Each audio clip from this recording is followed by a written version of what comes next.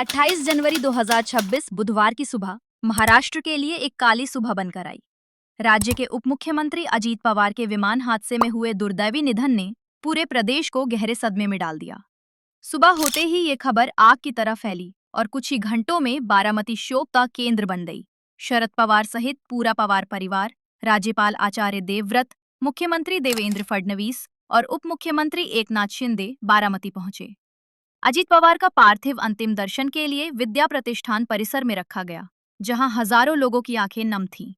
29 जनवरी 2026 की सुबह यही पूरे राजकीय सम्मान के साथ उनका अंतिम संस्कार किया जाएगा।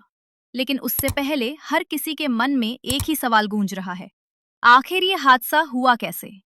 उपलब्ध जानकारी के अनुसार 28 जनवरी 2026 को सुबह 8:10 पर अजीत पवार का विमान मुंबई से बारामती के लिए रवाना हुआ था।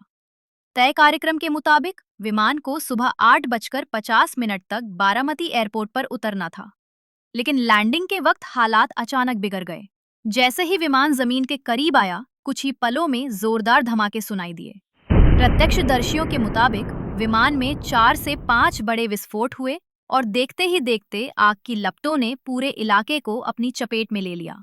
विस्फोट इतने भीषण थे कि राहत और बचाव कार्य में देरी हुई और विमान में सवार किसी भी व्यक्ति को बचाया नहीं जा सका। हादसे के तुरंत बाद पूरे देश में ये सवाल उठने लगा कि क्या विमान में कोई तकनीकी खराबी थी, क्या पायलट से कोई चूक हुई या फिर मौसम इस दुर्घटना की वजह बना। शुरुआती रिपोर्ट्स में बताया गया कि 28 जनवरी की सुबह बारामती क्षेत्र में धुंध और कम विजिबिलिटी थी। इसी आधार पर केंद्रीय नागरिक उड्डयन मंत्री राममोहन नायडू और राज्य मंत्री मुरलीधर मोहर ने संकेत दिए कि दृश्यता कम होने के कारण हादसा हुआ हो सकता है। उन्होंने ये भी स्पष्ट किया कि मामले की जांच शुरू कर दी गई है और डीजीसीए तथा एएआईबी की टीमें घटनास्थल पर पहुंच चुकी हैं। आधिकारिक जानकारी के मुताबिक विमान ने सुबह 8:18 पर पहली बार बारामती एयर ट्रैफिक कंट्रोल से संपर्क किया था।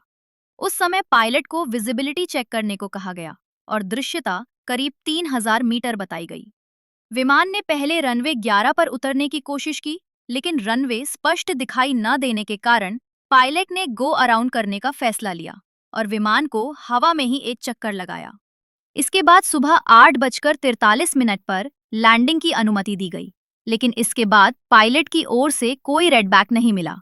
कुछ ही मिनटों में रनवे के पास आग की लपटें उठती दिखाई दी और विमान के जले हुए अवशेष रनवे के बाईं ओर पाए गए। ये विमान वीएसआर कंपनी का था। कंपनी के मालिक कैप्टन वीके सिंह ने मीडिया से बातचीत में कहा कि विमान में किसी तरह की तकनीकी खराबी नहीं पाई गई थी। उनके इस बयान के बाद बहस और तेज हो गई कि क्या हादसे के पीछे पायलट की भूमिका थी। इस विमान को 2 पायलट उड़ा रहे थे।